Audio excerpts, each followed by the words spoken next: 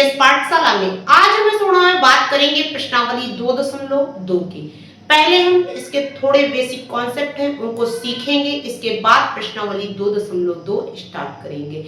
आपको यहाँ पे सबसे पहले सीखने की जरूरत है कि किसी भी बहुपद के शून्याङ्कों और गुणांकों का संबंध कैसे। तो सबसे पहले बहुपद के शून्याङ्क निकालना आना चाहिए, गुणांक पता होना चाहिए, तभी तो आप इन दोनों के संबंध के बारे में जानेंगे। नहीं ये बड़ी अच्छी बात कही आप। तो आप कैसे पता करेंगे? तो आपको कुछ नहीं करना, सबसे पहले आप देख पा रहे हैं ये आपका एक बहुपद दिया हुआ है। अब यहां से आपको इनके शून्याङ्क निकालना है कि क्या क्या इनके शून्याङ्क होंगे। सबसे पहले आप देखेंगे जो आपको ये बहुपद दिया गया है उसका जो बीच का ये टर्म है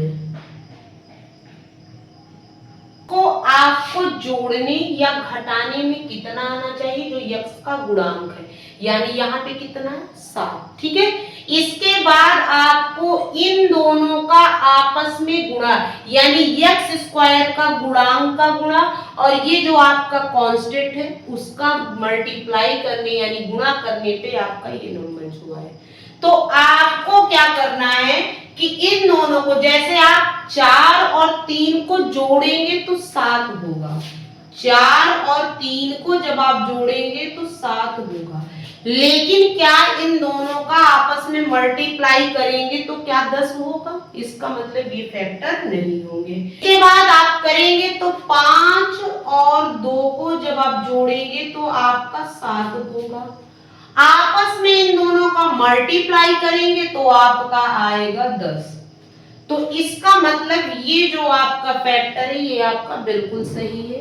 तो आइए करते हैं इनके factor. X square plus 5x plus 2x plus का 10, यानी ये जो बीच का टर्म है यक्स का जो आपका पद है उसको आपको ब्रेक करना है।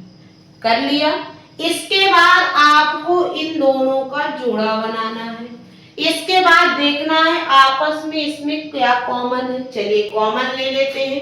तो आप देख रहे हैं यहाँ पे आपका यक्स कॉमन है, आपका यहाँ बचा यक्स प्लस का 5, ठीक है, यानी 5। इसके बाद यहाँ पे क्या कॉमन है तो 2, तो यक्स और प्लस का 5, ठीक है, आपका ये हो गया। अगर आपकी जो फैक्टर है वो अगर आप सही कर रहे हैं तो ये जो आपके ब्रैकेट में चीजें आएंगी वो आपकी सेम होंगी। अगर अलग हुई तो इसका मतलब आपके जो आपके फैक्टर है वो आपके गलत है। आपको क्या करना है, इस पद को जो आपका एक है उसको एक साथ रखना है, इन दोनों को आपको एक साथ। तो x प्लस का 2 और x प्लस का 5, ये आपके आ गए, ये जो आपका इसका फैक्टर है। ठीक है, अब आपको क्या करना है, शून्याङ्क निकालना है। तो शून्याङ्क निकालने के लिए आपको एक बार इसको 0 के बराबर रख देना है, एक बार इसको 0 के बराबर। तो चलिए x प्लस 2 बराबर 0, तो यहां से यह एक शून्याङ्क आपका निकलेगा x इक्वल टू उधर जाके आपका माइनस का, तो एक शून्याङ्क आपका निकला x बराबर -2। इसके बाद यहां से आप जब रखेंगे तो x प्लस का 5 बराबर 0, तो x बराबर आपका निकल के आया माइनस का 5। ठीक है, यहां से आपके जो शून्याङ्क निकलेंगे वो आपके शून्याङ्क निकल के आएंगे माइनस का 2 और माइनस का 5।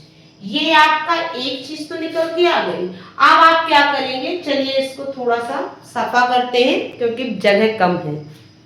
यहाँ पर आपने शून्याङ्क निकाल लिया, इसके बाद आपको निकालना है गुणांक। तो यहाँ पे आपके गुणांक निकल के आएंगे 3। क्या निकल के आएंगे, यक्स स्क्वायर का गुणांक, फिर आपका आएगा यक्स का गुणांक,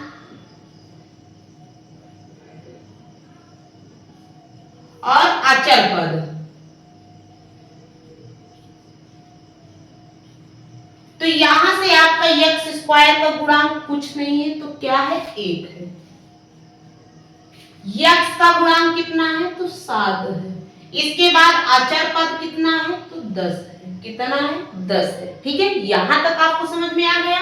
यहाँ पे आपने क्वेश्चन से शून्यांक और गुणांक निकाल लिया। अब आपको क्या करना है, द्विघात बहुपद का आपको स्टैंडर्ड फॉर्म यानी मानक फॉर्म। तो आपको क्या करना है, x ax square plus bx plus का c, यहां से आपका जो x स्क्वायर का गुणांक निकलेगा, x स्क्वायर का गुणांक वो कितना आएगा, वो आपका आएगा a। इसी तरह x का गुणांक वो निकल के आएगा b, और अचर पद का गुणांक कितना निकल के आएगा, तो c। ठीक है, ये आपको समझ में आ गया। अब यहां से आपको ऐसे समीकरण से आपको इनके गुणांक निकाल लेने हैं और इनके शून्य, जो कि ऑलरेडी मैंने आपको निकालना सिखा दिया है। ठीक है, अब आपको एक चीज और यहाँ पे जानने की जरूरत है। आपको यहाँ पे मैं साइड पे लिख रही हूँ, वेरी इंपॉर्टेंट,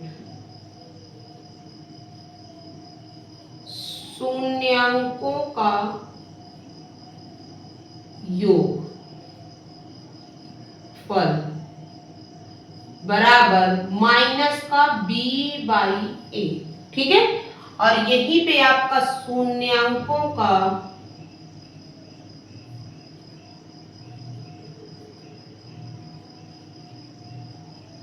गुणनफल बराबर c अपॉन a। ठीक है, यहां तक समझ में आ गया आपको। चलिए एक बार मैं साइड पे हो जा रही हूं और आपको स्क्रीनशॉट ले लेना है।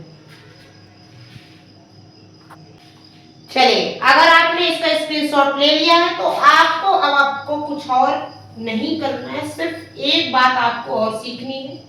क्या करना है आपको, यहाँ पे चलिए इस जो आपने सवाल में आपने शून्यांकों का जो आपने शून्यांक निकाले हैं उनको आपको करना है चेक। ठीक है, कि क्या ये हमारे सही है। तो चलिए, शून्यांकों का योगफल, शून्यांकों का योगफल क्या है, यानी यहां से आप a और b का मान निकालेंगे तो a बराबर कितना निकल के आएगा 1, b बराबर 7 और c से आपको a का मान, b का मान और c का मान निकाल लेना है, जो आपको मैंने स्टैंडर्ड फॉर्म यानी मानक फॉर्म आपको लिखवाया था।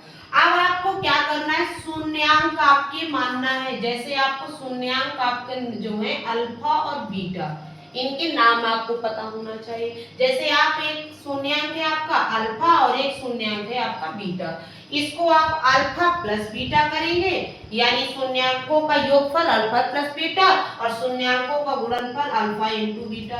तो यहाँ से alpha plus beta equal to निकलेगा माइनस का b अपॉन ए। तो यहाँ से b अपॉन माइनस का b अपॉन ए यानी 1, यहाँ से निकला माइनस का 7। इसके बाद अल्फा इंटू बीटा आपका निकल के आएगा c अपॉन ए, यानी यहाँ पे 10 आपका निकल के आ जाएगा। ठीक है, इतना आपको मैंने इसलिए बताया क्योंकि प्रश्नावली 2.2 बच्चों इसी कॉन्सेप्ट के बेस पे आपकी पूरी प्रश्नावली हो जाएगी। ठीक है, आशा करते हैं बच्चों कि आपने शून्यांकों का गुणनफल योगफल आपने सीख लिया होगा, साथ ही साथ शून्यांक कैसे निकालेंगे वो भी सीखा होगा। वीडियो अच्छा लगा हो तो लाइक करिएगा, चैनल पर पहली बार हो तो चैनल को सब्सक्राइब कर लीजिए, साथ ही साथ बेल आइकन को भी प्रेस कर लीजिए, जिससे आने वाले वीडियो के नोटिफिकेशन बच्चों सबसे पहले पहुंचे। मैं इस वीडियो में आपको प्रश्नावली 2.2 इसलिए नहीं करा रही हूँ क्योंकि बच्चों उसमें क्वेश्चन कौन संख्या जो है वो बहुत बड़ी है। आप इस जो आपने वीडियो देखा है इसको अगर आप एक बार पुनः करेंगे तो आप पूरी प्रश्नावली 2.2 खुद से ही कर लेंगे। बाकी कोई ऐसा जो क्वेश्चन जो नहीं आपसे बन पाए कमेंट करिएगा। प्रश्नावली 2.2 कल मैं एक क्वेश्चन आपको मैं बताऊंगी, इसमें आपको इसलिए नहीं बता रही हूँ क्योंकि ऑलरेडी जो वीडियो है वो बहुत ही बड़ा हो गया है और बच्चे बोरिंग महसूस करते हैं, फिर बच्चे वीडियो देखते नहीं है, तो इससे अच्छा है कि उसका दूसरा पार्ट बना दे। ठीक है बच्चों, मिलते हैं कल।